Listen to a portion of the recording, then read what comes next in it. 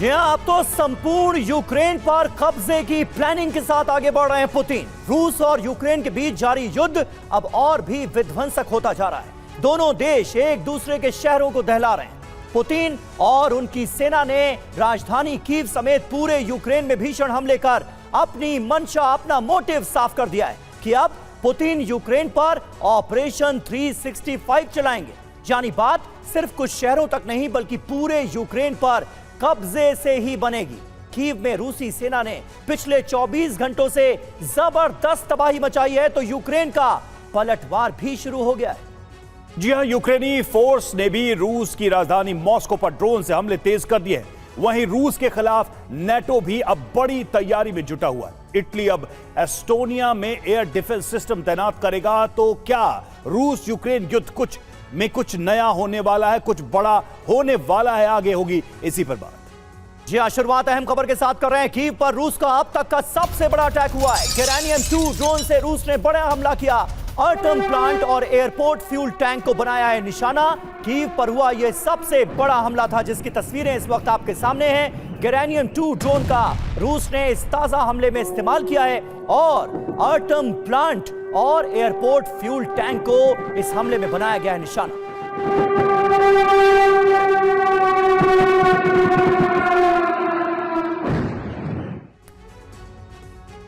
और रूस पर यूक्रेन का जोरदार पलटवार। यूक्रेनी ड्रोन ब्रिगेड का रूसी ठिकानों पर प्रहार।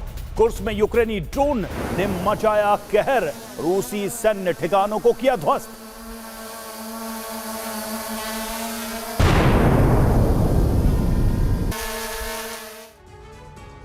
देख रहे हैं आप तस्वीरें। वॉर जोन में रूस और यूक्रेन में कैसी भीषण जंग चल रही है। यूक्रेन का रूस पर पलटवार भी हुआ है। यूक्रेन ने रूस के कई टैंक तबाह किए हैं। ये तस्वीरें आप देखिए यूक्रेन के ताजा हमले की, जिसमें रूस के कई टैंक बर्बाद हो गए।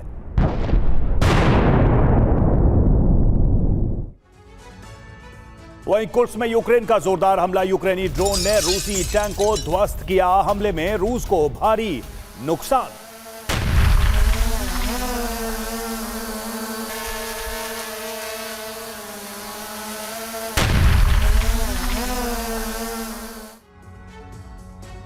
और यूक्रेन का रूस पर बड़ा हमला हुआ है। यूक्रेनी सेना ने रूसी बेस को बनाया है निशाना।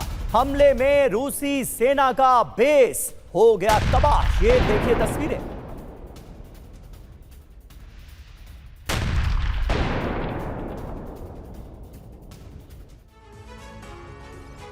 और यूक्रेन पर पूर्ण कब्जे की तैयारी में पुतिन अगले साल तक यूक्रेन पर कब्जा करेगा। रूस एक साथ कई इलाकों पर कब्जा करने जा रहा है। रूस यूक्रेनी राष्ट्रपति कार्यालय के अधिकारी ने यह दावा किया है। तो अगले साल तक रूस की है बड़ी प्लानिंग, कई इलाकों पर कब्जे की योजना।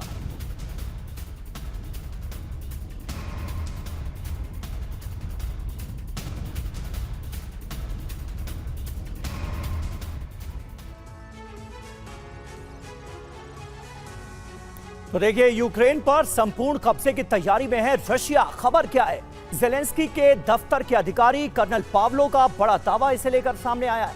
यूक्रेन पर संपूर्ण कब्जे की तैयारी कर रहे हैं पुतिन।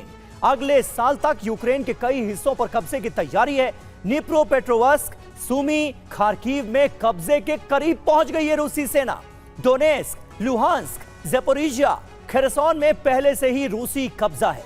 उत्तरी यूक्रेनी रूसी सीमा पर बफर जोन बनाने की जा रही है तैयारी। अब देखिए इसका असर क्या हो सकता है। पुतिन ने युद्ध विराम नहीं किया तो ट्रंप एक्शन लेंगे। ट्रंप लगातार इसको लेकर चेतावनी देते भी रहे। मॉस्को पर और कड़े प्रतिबंध लगाएंगे ट्रंप। तेल और गैस के आयात पर टैरिफ भी बढ़ा सकते हैं ट्रंप। बिल्कुल, तो देखिए जल्द रूस का होगा संपूर्ण सुमी। इसके आसार नजर आ रहे हैं। कैसे? ये देखिए मैप के जरिए भी हम आपको समझाने की कोशिश कर रहे हैं कि कैसे संपूर्ण कब्जे की तैयारी है सुमी के ऊपर।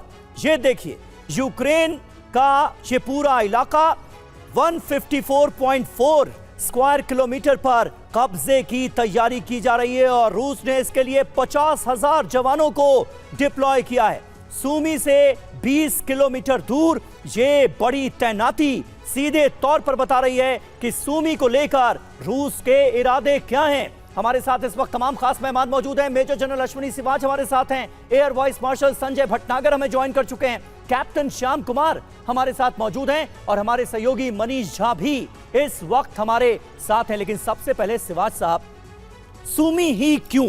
50,000 जवानों का डिप्लॉयमेंट, यूक्रेन के 154.4 स्क्वायर किलोमीटर इलाके पर कब्जे की तैयारी, और क्या हासिल होगा सूमी पर संपूर्ण कब्जे के साथ रूस को? देखो, एक बात समझनी पड़ेगी समीर कि रूस ने अभी तक जीता क्या है। रूस ने 18 से 20% का इलाका ईस्टर्न यूक्रेन में जीत चुका है, जिसके अंदर डोनबस का इलाका है, डोनेट्स्क, लुहांस्क, जापोरिजिया, खारासोन। अब उसके पास है 3 मिलिट्री टारगेट वो लेना चाहता है, एक खार्किव है, एक सूमी है।